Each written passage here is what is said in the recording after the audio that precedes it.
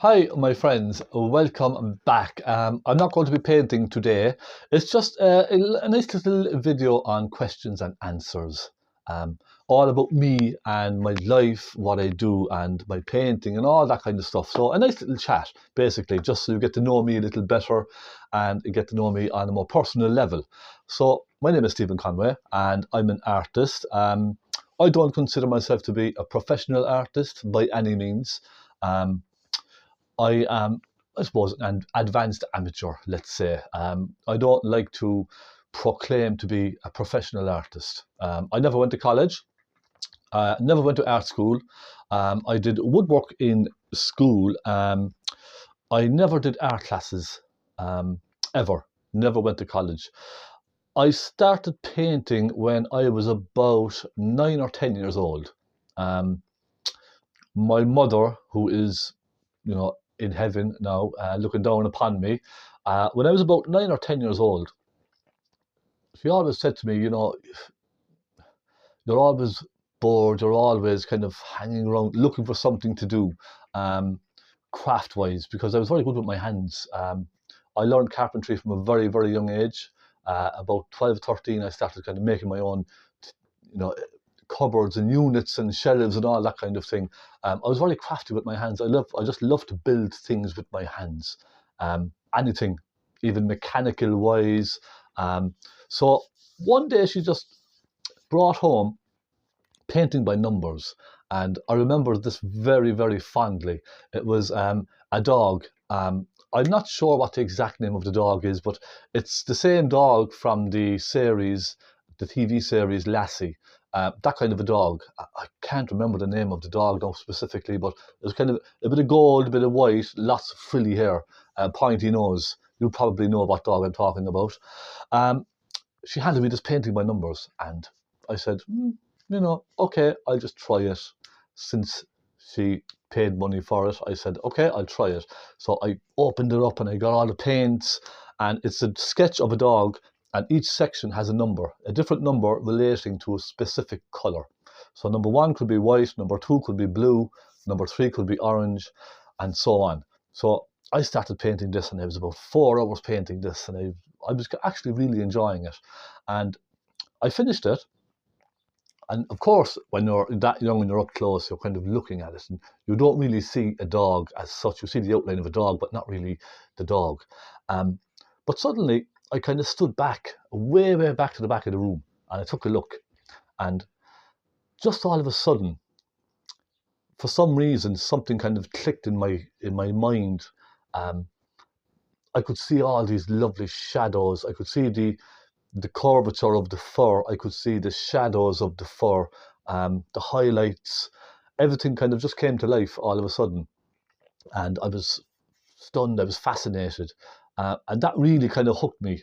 That one little painting, it really kind of caught my attention and caught my fascination about painting, and how you know you put certain colours together and all of a sudden something comes to life before your eyes.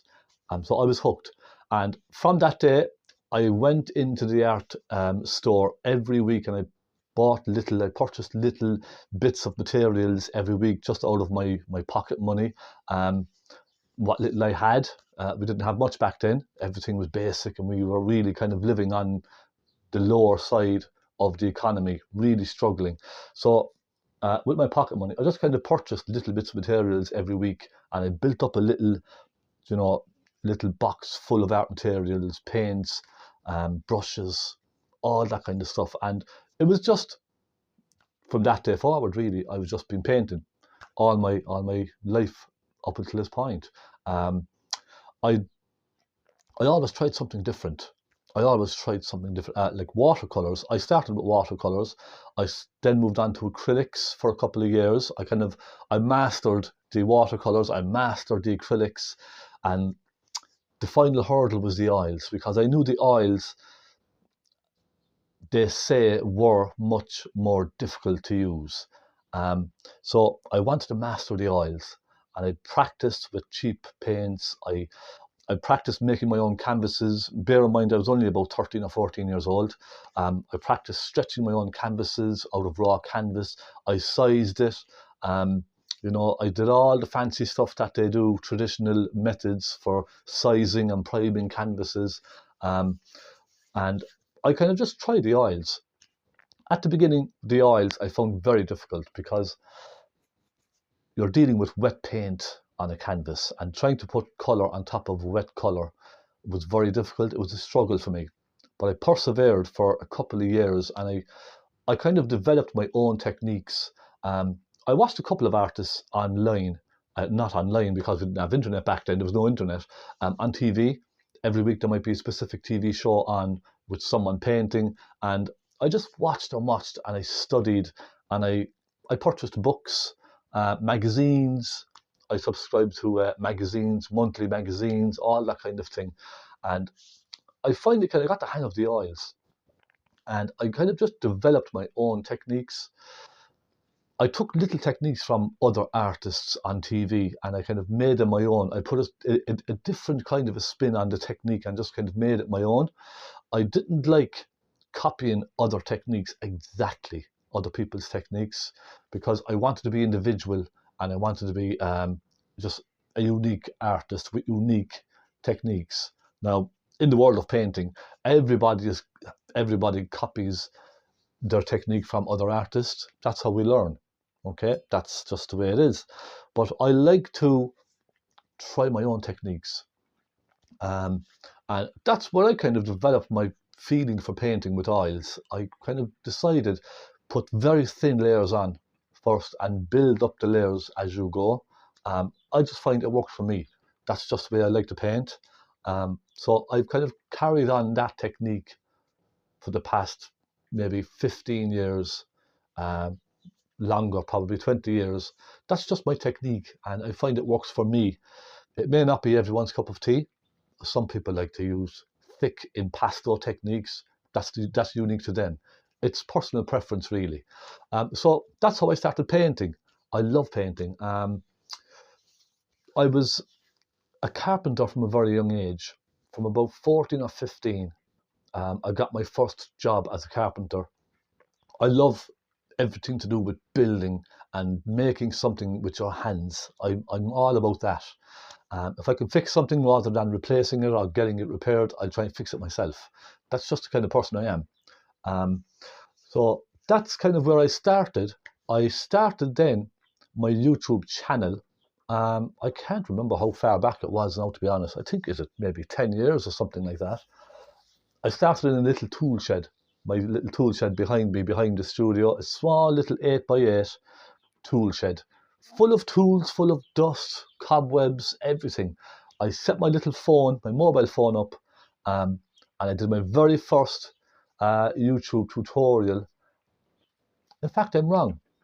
It was in my spare bedroom in the house, small, tiny little room. I set my phone up and I painted, I think it was clouds or something like that. And I was fascinated. In the first couple of weeks, I got something like 15,000 views. And that for me was huge. I felt huge from it, 15,000 views in the first 3 or 4 weeks.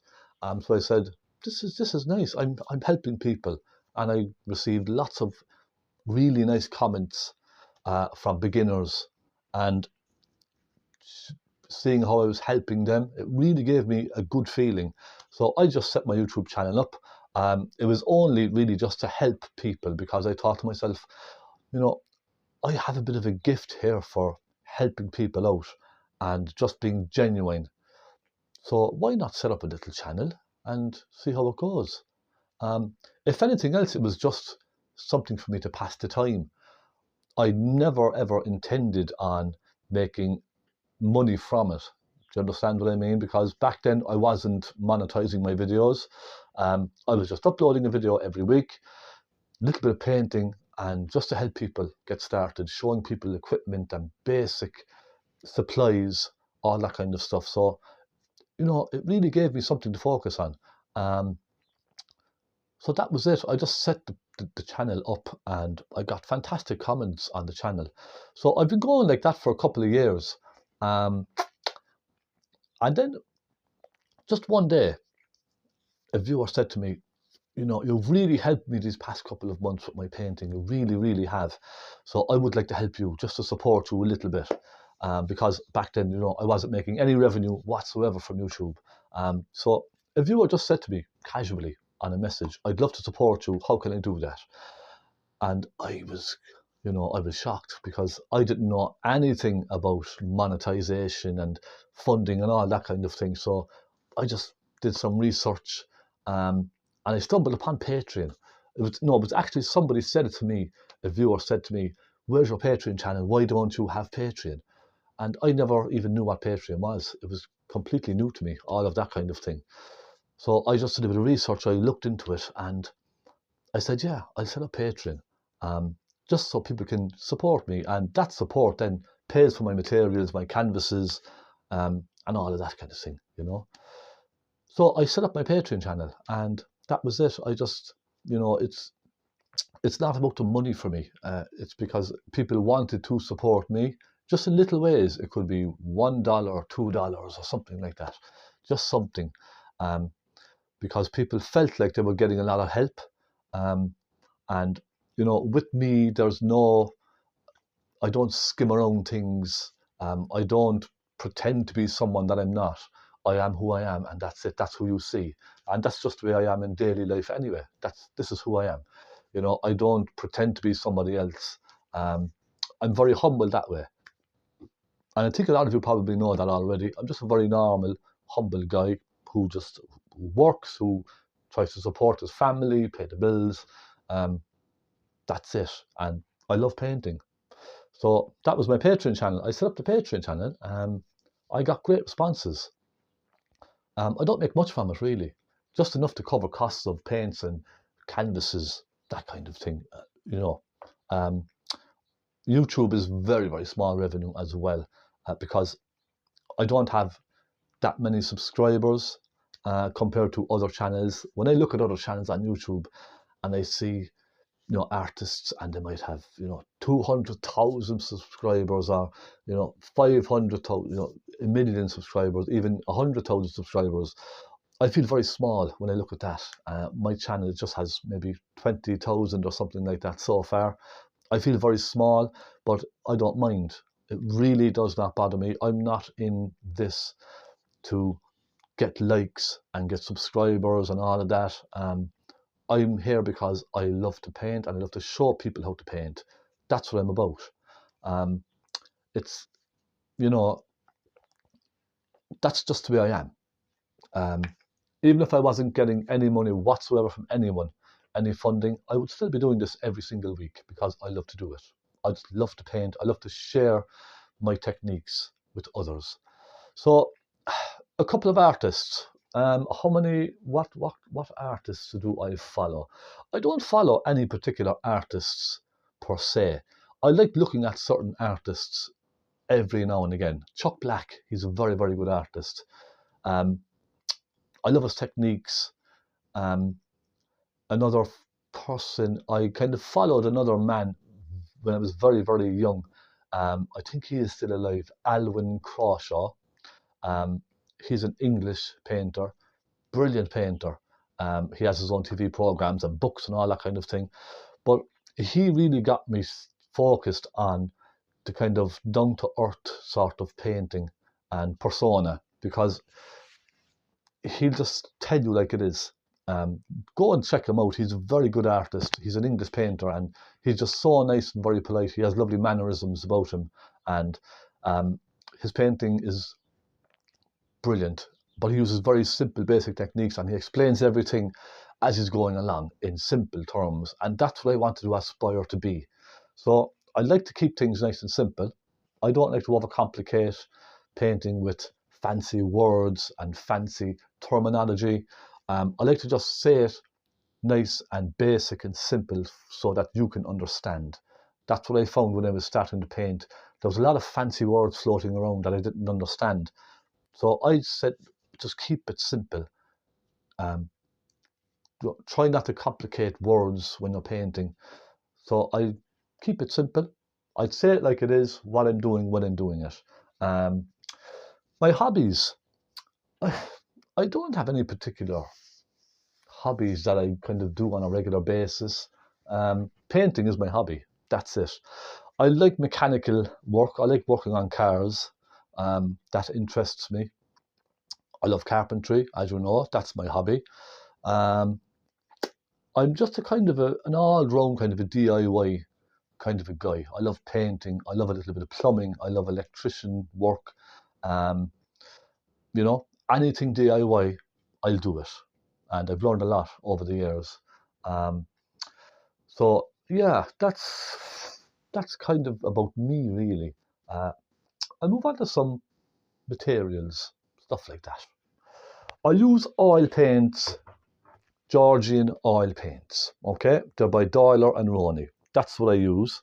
Um, I tried lots of different ones over the years, but I find these are the best. And these are just regular student quality paints, but they're very, very good. That's what I use. Um, they're excellent.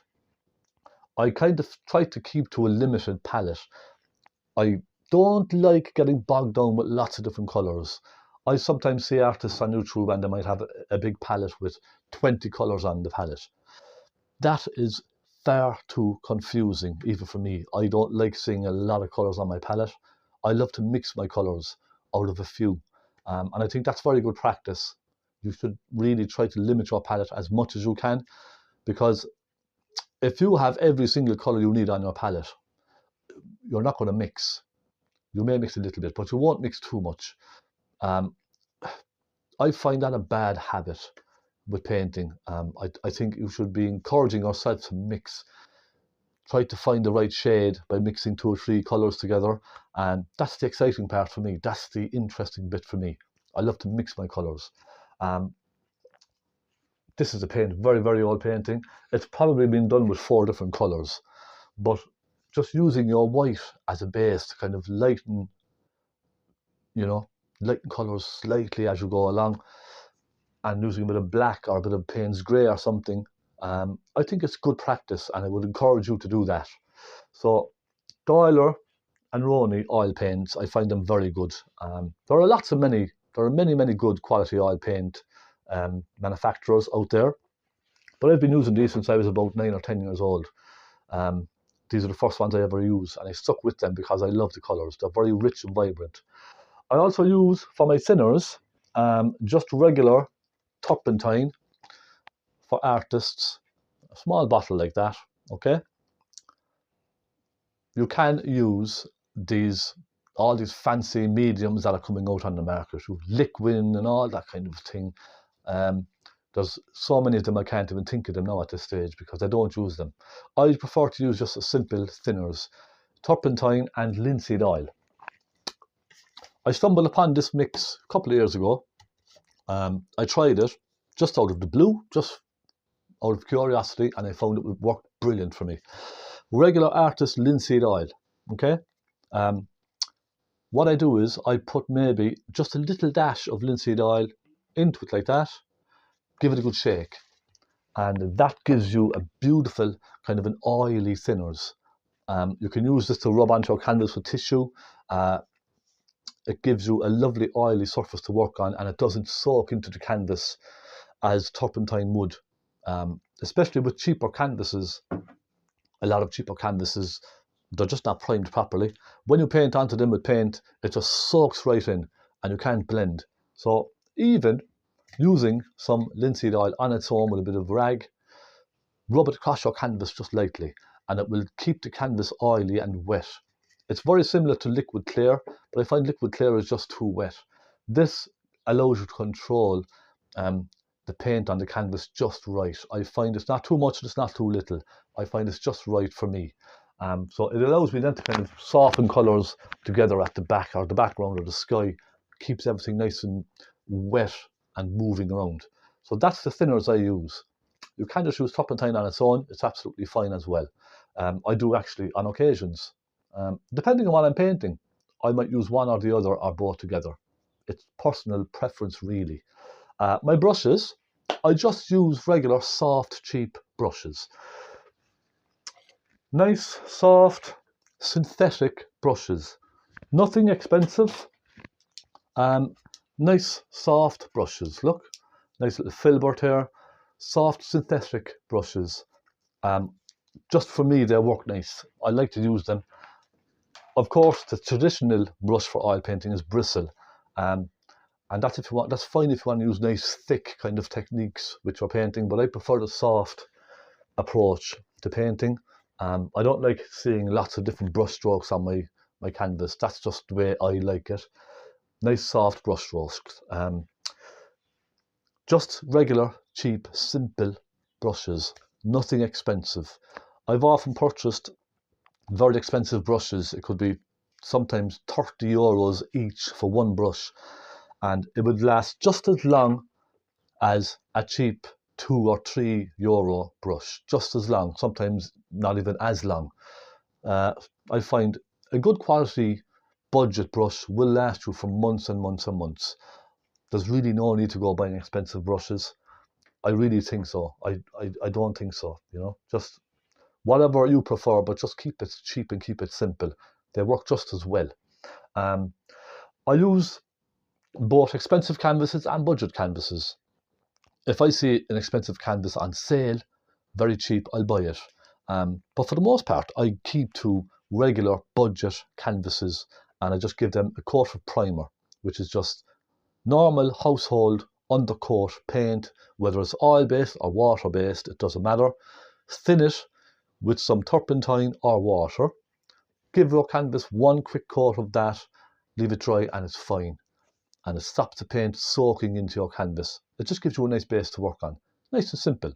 You don't have to do it, but I like to do it because you'll see the difference when your painting is finished. You'll see there's no patchiness when it's primed. There's not much patchiness as you would get with a cheaper canvas.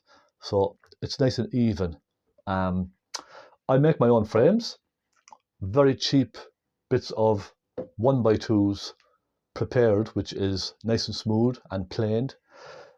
Make a little box frame, slip in the painting, and that's it. Nice and simple, but it looks nice. I love making my own things. I really do. Okay, so what will I talk about next? What questions have I? Questions written down there. Social media. I'm not very big on social media. I used to be. When I first started, when it first came out, all these Facebooks and things were coming out. I was uploading everything I was doing constantly. But I found I really got bogged down with social media. It was completely distracting me from my normal life. It was overtaking me. I was constantly, messaging and uploading and, replying to people and liking this and liking that. And it just got too much. It really did. It was interfering with my private life, and it was taking over everything I was doing. I was just spending far too much time. And I find nowadays people are spending far, far too much time worrying about social media and worrying about their persona on social media. So for that reason, I don't do much social media. I'm on Facebook. Every now and then I'll upload a tutorial or a painting I finished, and that's it. That is it. I try to distance myself from it as much as I can, because I found myself could be sitting there for 2 hours just replying to messages and, constantly messages. So I decided to just cut it back really a lot. I've even left social media numerous occasions because of it, because it was just overtaking my life, and I needed to focus on painting and focus on family. I think that's very important, and I think people get lost in social media a lot of the time. It takes over their lives, and everything is about this social media or Instagram. It's completely consumed their lives. I'm not like that. I'm very family orientated. I love spending time with my wife and my daughter. They're everything to me. That's all I really care about. They come number one, they're first. And I like to avoid social media as much as I possibly can. When I see people on Facebook, friends, uploading artwork and stuff like that, you could be scrolling for an hour through Facebook, at all these different paintings that are being uploaded, and they're beautiful, beautiful artworks. And I just want people to know that, you know, please do not take offense if I don't see your painting, or if I don't like it, or something like that. I do see what you're doing, especially my followers. I see what you're painting, and it's fantastic. But I just don't have the patience to be kind of, messaging every single one, saying it's beautiful, this, that, it's just, it doesn't mean that I'm not following you. I am following you, but I just try to avoid it as much as I can. Um, so please don't take offense if you don't see me replying to your um, posts and that kind of thing, and uploads that you do. Please do not take offense, because um, I, I just need to focus on family and other things that are going on. So that's all it is. That's all it is. Um, but it's great for certain things, great for advertising, all of that.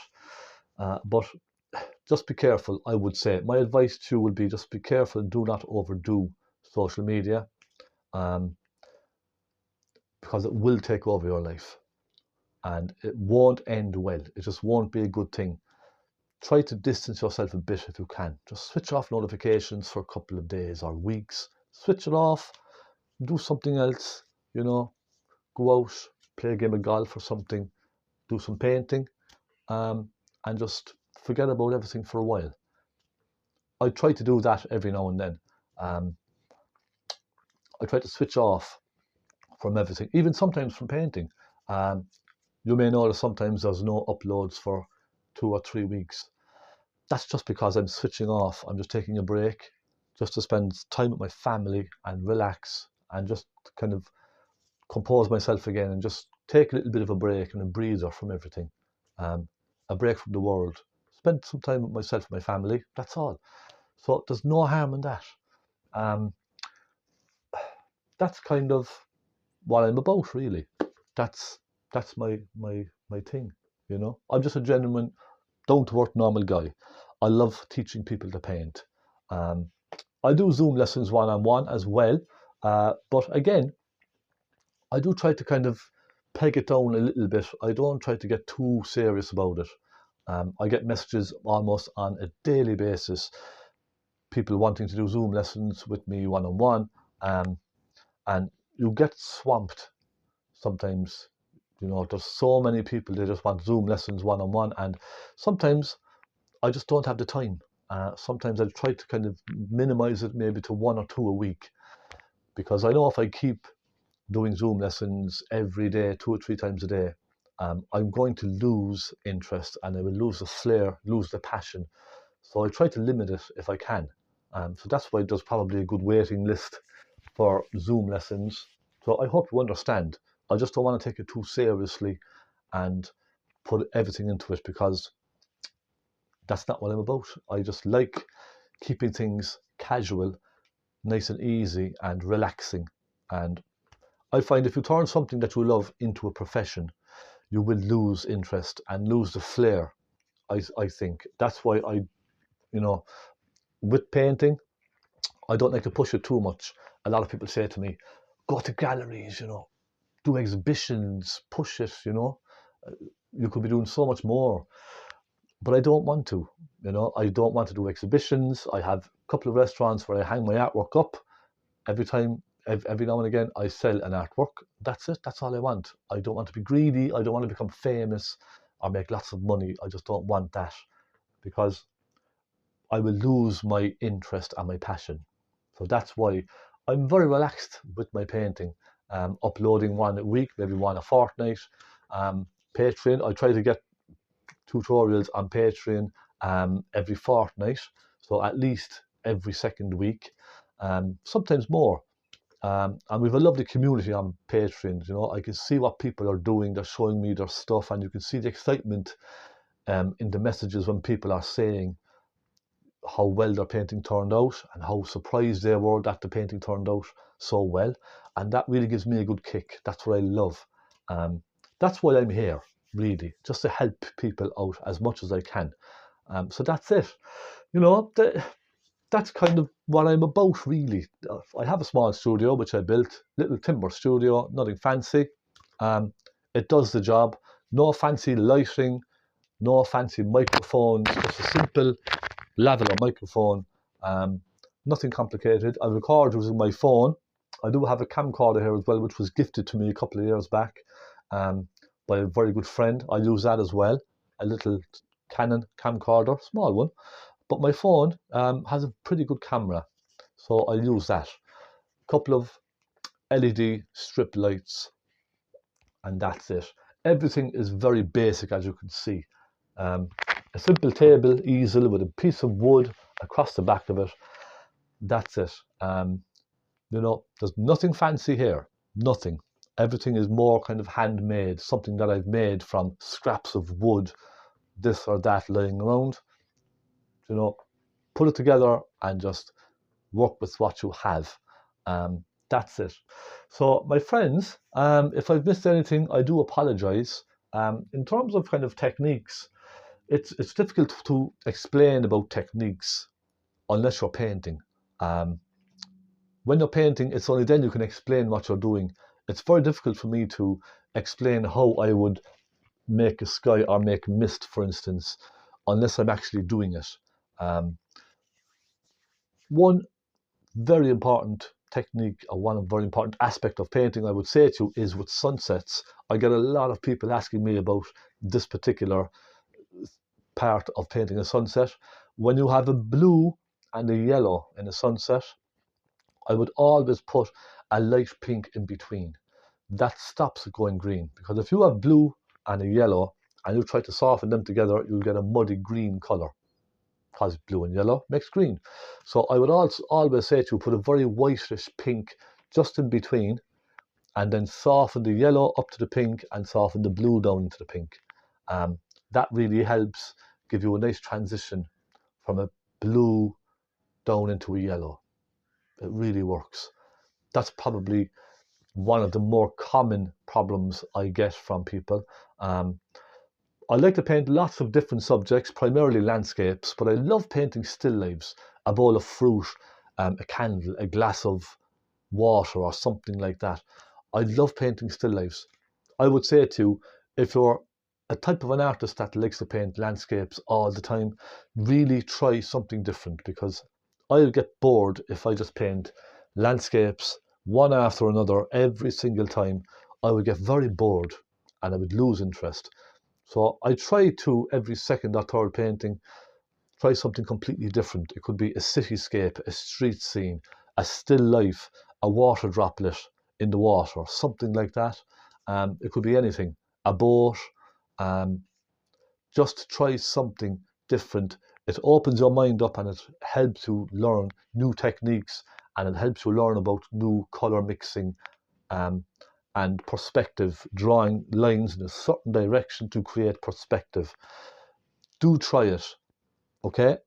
Try not to focus on landscapes or one subject all the time, because it's just not good for you. You need to expand your thinking about painting. So just keep it varied. That's what I would say. Varied. Something different every couple of weeks. I will leave you with that, my friends. Again, I hope I didn't bore you with my talking. I just wanted to give you a feeling about the type of person I am and what I'm doing, what I'm trying to achieve, which is helping people. So with that, I will say, try to keep it simple. Enjoy your painting, and do not take it too seriously, because you will find yourself getting frustrated, not getting it right, and losing interest. So just try to focus on keeping it simple. Try not to overcomplicate what you're doing. And when you see other artists online painting beautiful, beautiful scenes and everything is just perfect, try not to copy that. Try putting your own twist on it. All right? No painting is perfect. I always say that. Even the most perfect painting is not perfect, because every painting is done by hand. Everything has a flaw, a very slight flaw. Some may look absolutely stunning, and they are stunning. But just try to reassure yourself that no one is perfect. Everyone is unique, everyone is different, and everyone's painting will be completely different. As long as you're happy with what you're doing, that's all that matters. All right? I'm going to go and get myself a nice cup of coffee, and I might start the painting. I'll see. I might start something small. Thank you very much, my friends, for joining me. I sincerely appreciate it, and I'll be back to you very soon with a little painting. I don't know, it could be anything. It could be just, it's very spontaneous. If I wake up and decide to do a tutorial, it can change right down to the last minute. Will I do this? Will I do that? That's what I love. So I'll see you very soon on YouTube again. Thank you very much for spending this time with me. I hope you've enjoyed it. If you have any other questions, please do let me know. I probably missed a good couple of questions, so I apologize for that. But if you have any, please just ask. I'm here to help. All right? I'll see you later, my friends. Take care and God bless.